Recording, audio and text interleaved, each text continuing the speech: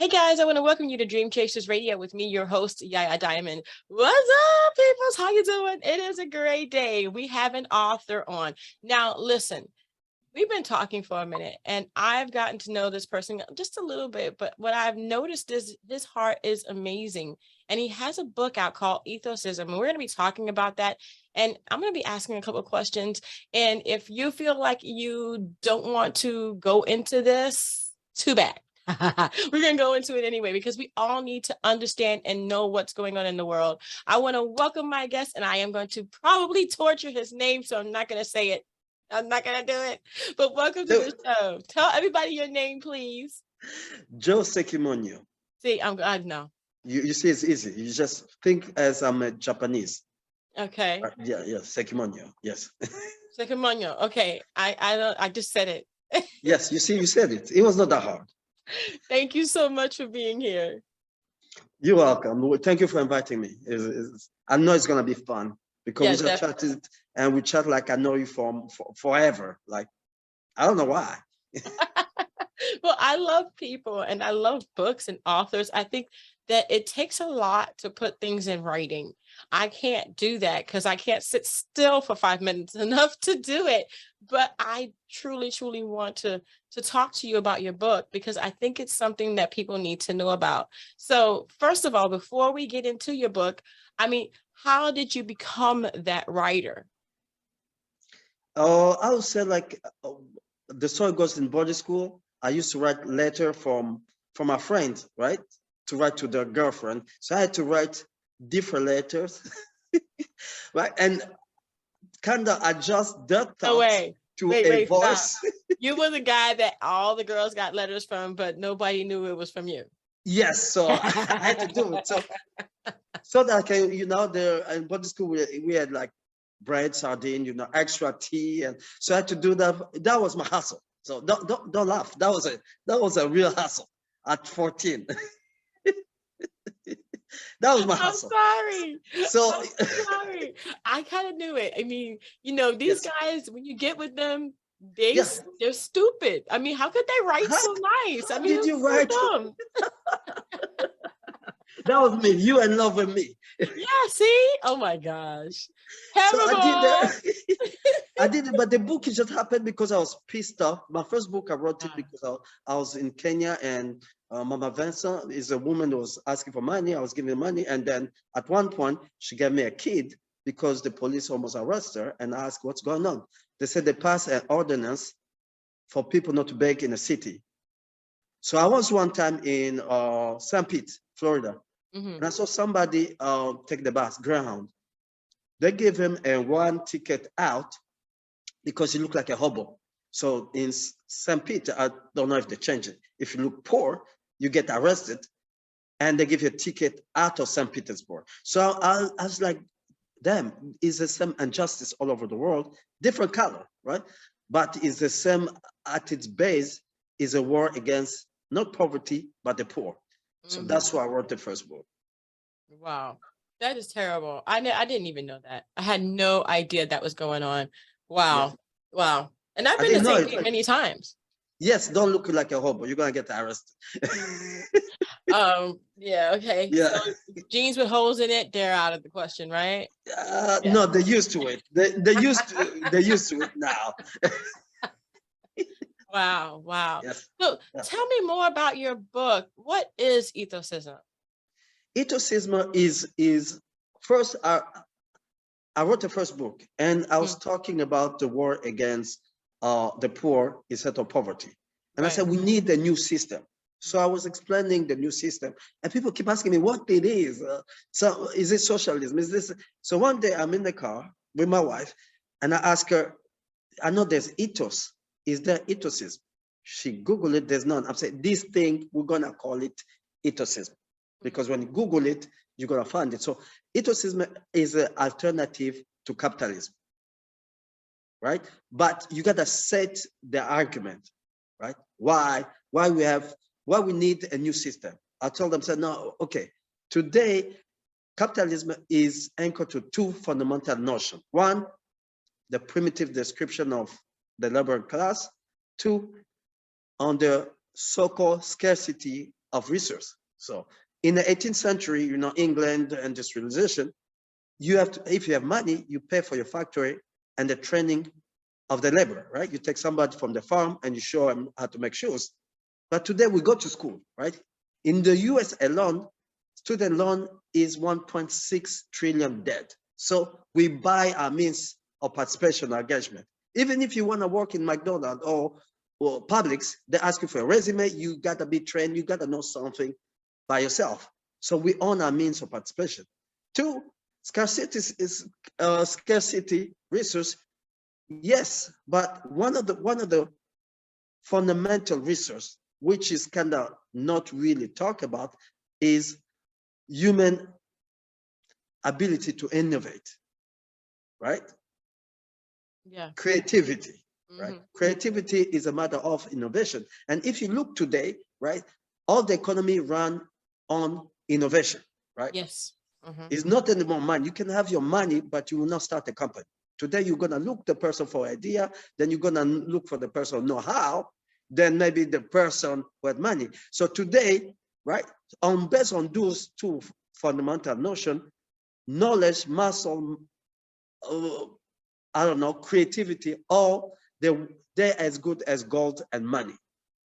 Based on that, nobody should get a salary. Everybody should get a percentage of the profit, or we call it surplus created, right? But when you do that, two things happen. One, you take the middleman out, which is the government, because we're gonna have to negotiate what percentage. Two, we're gonna slow down the proliferation of billionaires and create a better middle class. Because we're not gonna have so much billionaire, but we're gonna have a lot of millionaire and thousandaire, right? Because if Google succeeds, everybody work at Google will make money. If Amazon is making money, so everybody work at night shift at the airport, you know, as packing and packing all these toys that we buy, they're gonna be rich.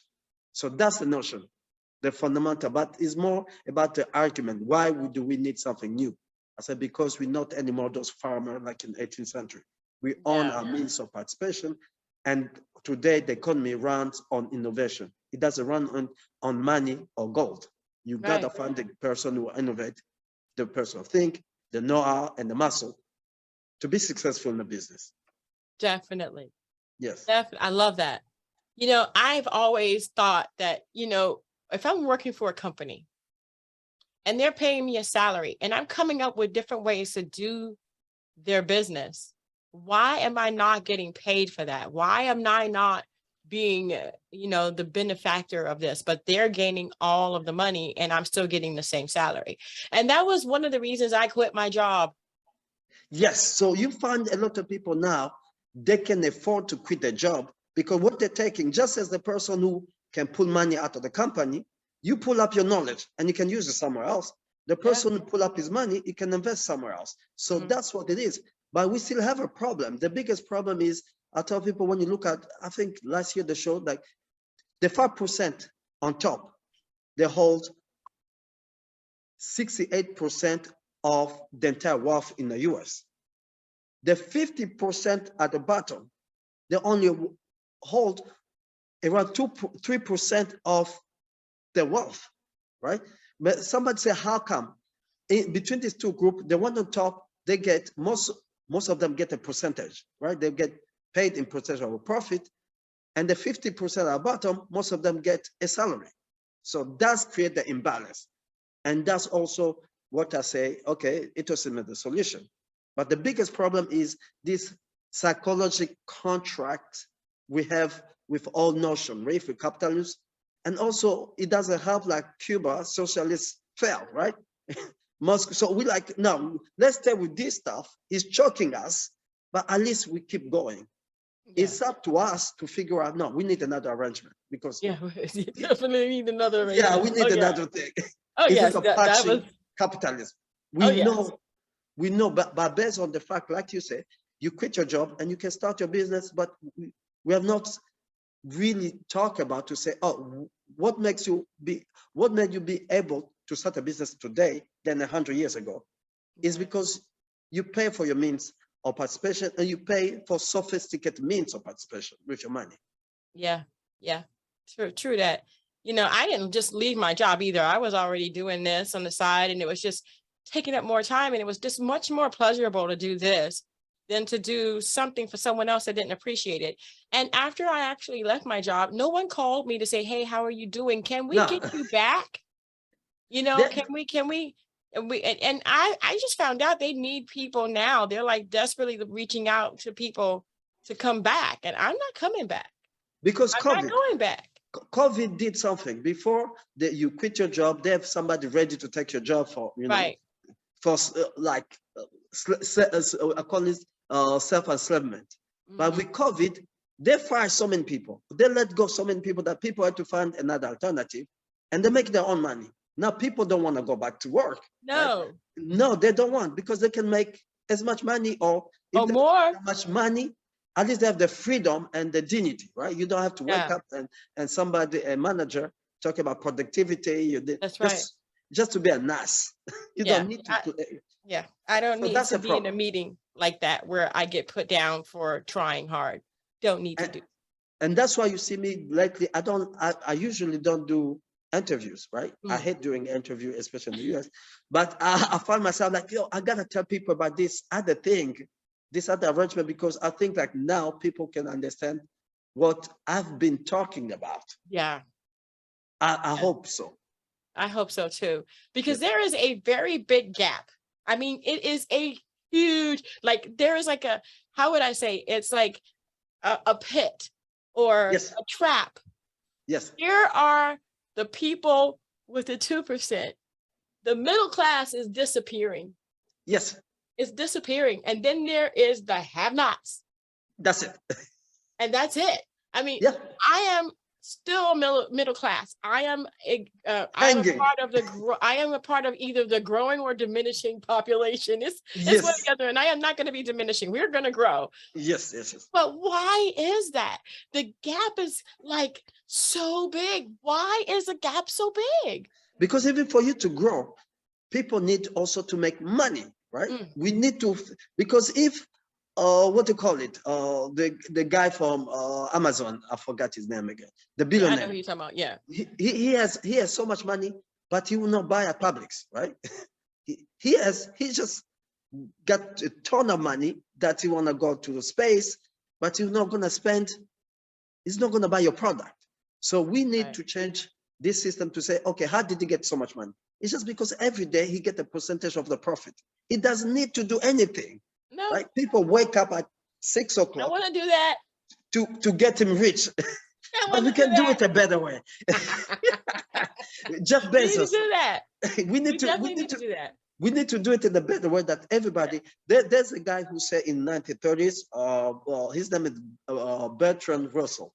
He said, if you need to diminish the love of money, right, which we've been told is a root of evil, the first step is to create a system in which everyone gets enough and nobody gets too much. Right. And that's what my goal is, to tell people this system, if you apply, everybody's going to get enough, and really enough. Right. But no one's going to get too much. Or if somebody gets too much, it's going to be really hard. It's going to be hard for somebody just to become a billionaire. But it's going to be easy for somebody to say, if I go into business, if I go to the business of Yaya, we're going to make money because we all getting this percentage, and I can go to Publix, and Publix, they're going to give us a better quality because, you know, when I'm making money, I don't want cheap off stuff. So everybody going to be, right now, what we're doing is, even the debt, when you look at country, the richest country are the most indebted. Oh, right? Yeah, the US, France, 3 trillion, right? And they make fun of Burundi, right? Because so-called is poor, but Burundi on only 1 billion, right? So if you give, I tell people an example. I said Belgium and Burundi have the same size. But Belgium is debt is 600 billion and Burundi is 1 billion. So if you give Burundi an advance of 600 billion, it's gonna be a Belgium, right? They can spend the money, but you know, poverty is not gonna be as primitive as it is today. So somebody cheating, right, to keep the party keep going. And that's the biggest problem that we have, I think, today. Oh, yeah. Definitely, definitely. And so how do we do that? How do we erase global debt and make it more inclusive? How is what is your idea of that? How do we do that? I tell people like this, right? There's something they call the IMF, the International Monetary Fund. They have what they call special drawing, right? They say, oh shit, COVID. Oh. So they give away 650 billion. But they did it, they called it by quota. So a country like France and the UK were giving as much as the entire African continent, 54 countries. I'm like, no, that's not fair. Like, no. And we know this $1 trillion debt, right, club, they're not going to pay back. The US not going to pay the debt, right? They're going to have to cut several programs and then raise taxes. France not going to do it. I'm like, no, let's do something fair. We create a ledger and we say every country, the IMF can control it, going to be credit $1 trillion, right? So let's say the US owe 14 trillion. Yes, they're going to have less than $1 trillion debt. But most of the poor country, they don't have debt. They have $1 billion debt. So they're going to have like 900 billion to spend. And we can tell them 25% you spend on social program, 25% you spend on infrastructures, and 50% you make your way to catch up to minimum wage to be $2. Somebody told me they're going to waste it. I'm like, even if they waste it with the help of all of this voucher, right, from the West, one thing going to happen, because they don't know how to build. They're going to want to build their country quick. So they're going to give contract to the West, which is going to create jobs to the West, which is going to help the West, again, pay off their debt. And at the end of the day, right, even if they're going to be poor. Yes. So they're going to get some money. They're going to get some money again. But at the end of the day, the world, right, the minimum, the fundamental, the basic poverty is not going to be as primitive as today, right? Today, people die because some places of the world, people die because they don't have food. And if you die starving, you don't die in one day. It takes a long time to die.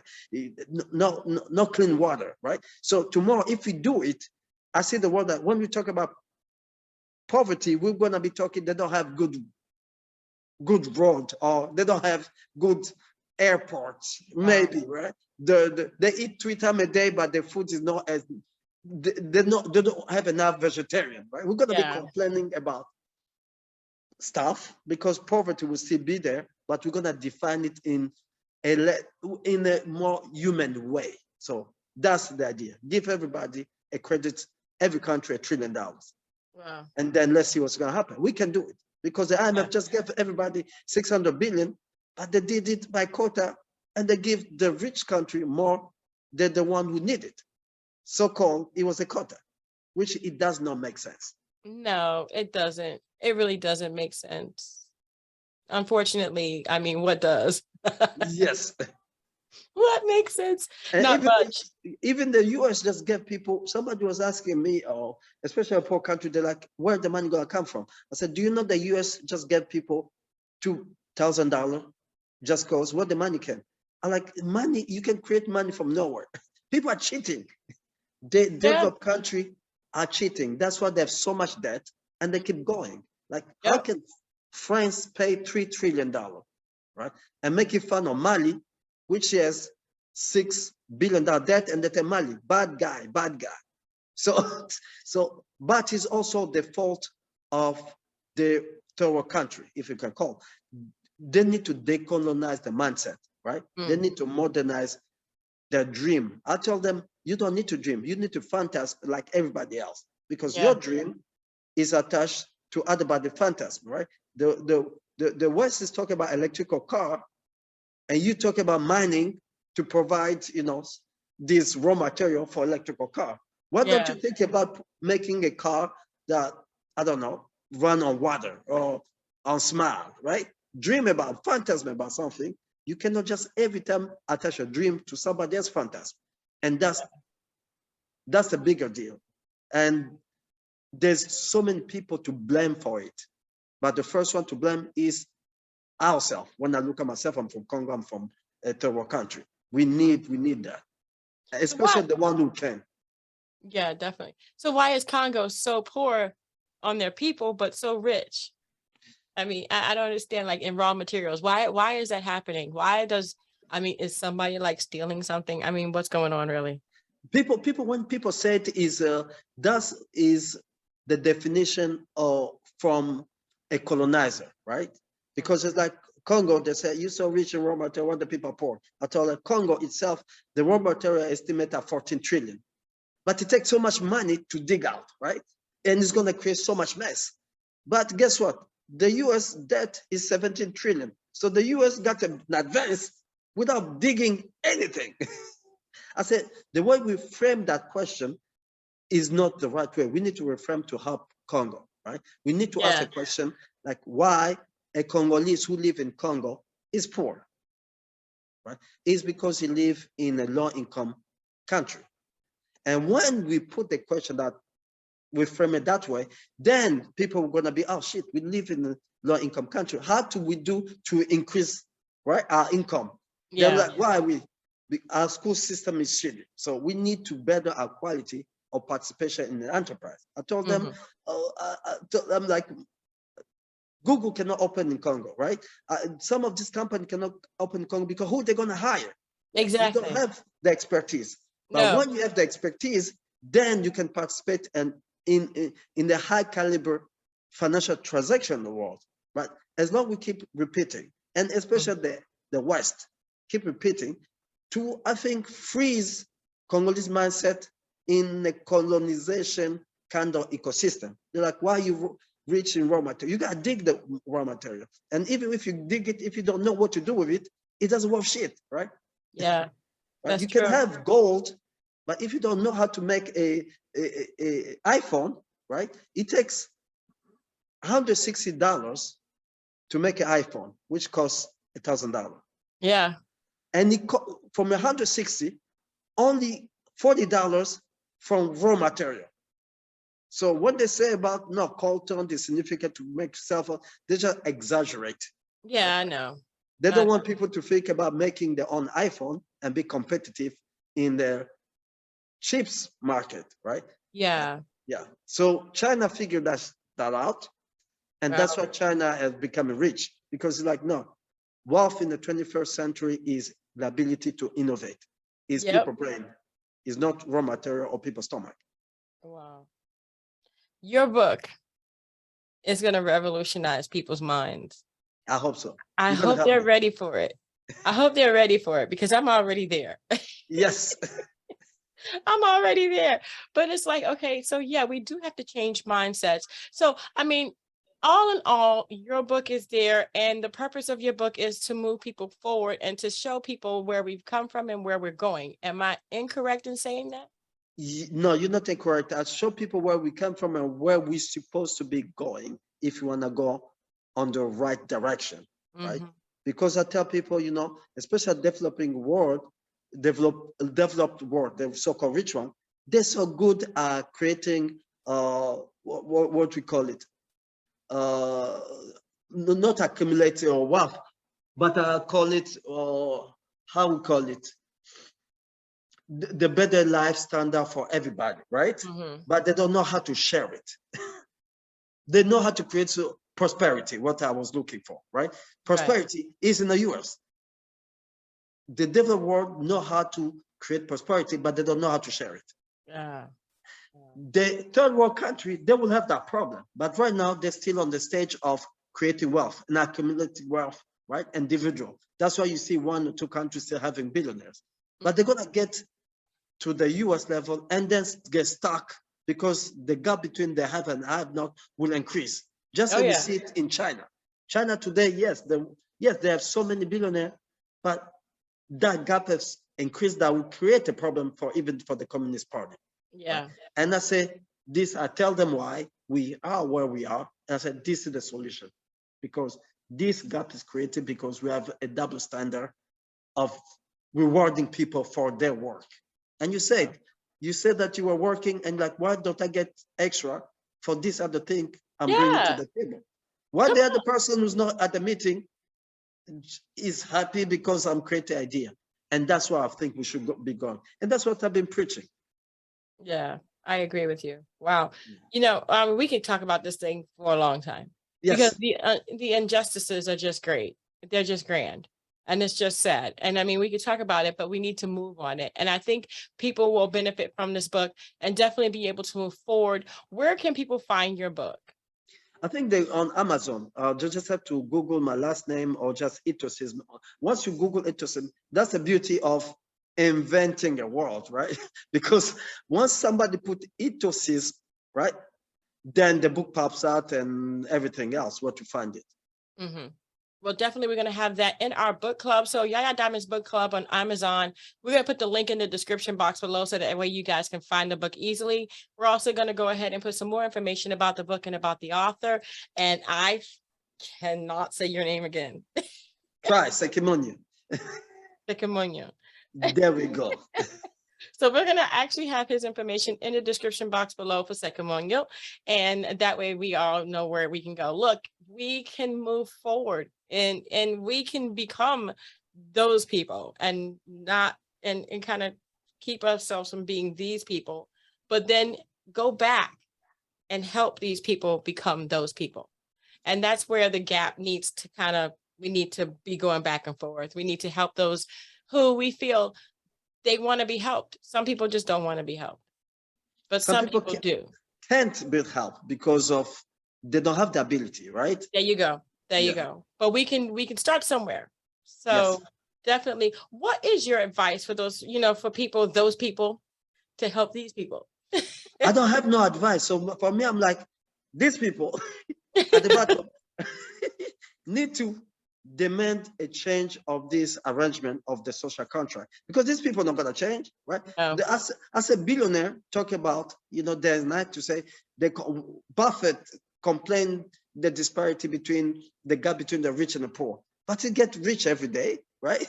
They just say it because they have no time to think about it. I think as people at the bottom should say, hey, what was the problem is this double standard. We need to force to change the rules again, because us at the bottom, democracy does work. A number matters. We are more of this at the bottom than the top. So it's up to us to take our own destiny or power to change this arrangement, right? I hope that one of these days, these people at the bottom are gonna understand ethosism and is going to force their country to embrace and adopt it. Otherwise, these people at the top, I meet with them. Every country I go, they say, great idea, but no, they're not going to apply it. So I talk to these people at the bottom to say, listen, we can be better off. We can force the system to change. And let's not wait for the one on top to come help. Because what they help means they're going to accumulate and play what I call God, right? If they want you, we know that the Negro Fund was, I think, created by Ford, right? But he just chose to help the Negro, and Carnegie choose to help these other people. So they pick and choose who they want. And it's not up to them. It's about a system where we can help ourselves. Definitely. I agree with you. There's a saying in Cuba, and it goes, a baby that doesn't cry doesn't eat. There we go. There you go. So let's start crying, guys. I'm going to be using that a lot, because I keep telling people, like, all the baby don't cry the same way, right? But they accomplish the same thing. You feed them. But I will start using that in Cuba, so that people will take it more serious. That's it. I want to thank you guys so much for tuning in. Don't forget to dare to be different, and don't forget to go ahead and subscribe to the channel for more interviews just like this one. And don't forget to go to that book club and get this book if this is something that interests you. If you want to move forward, if you want to kind of move up, and then be able to go back and grab the people that can get this book. That's all I got to say. I want to thank you guys again so much, and don't forget to dare to be different. Until next time, guys. Bye.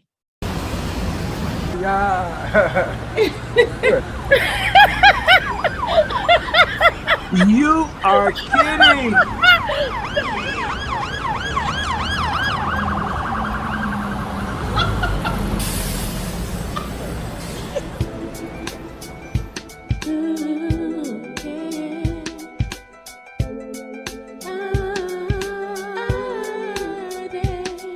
I tend to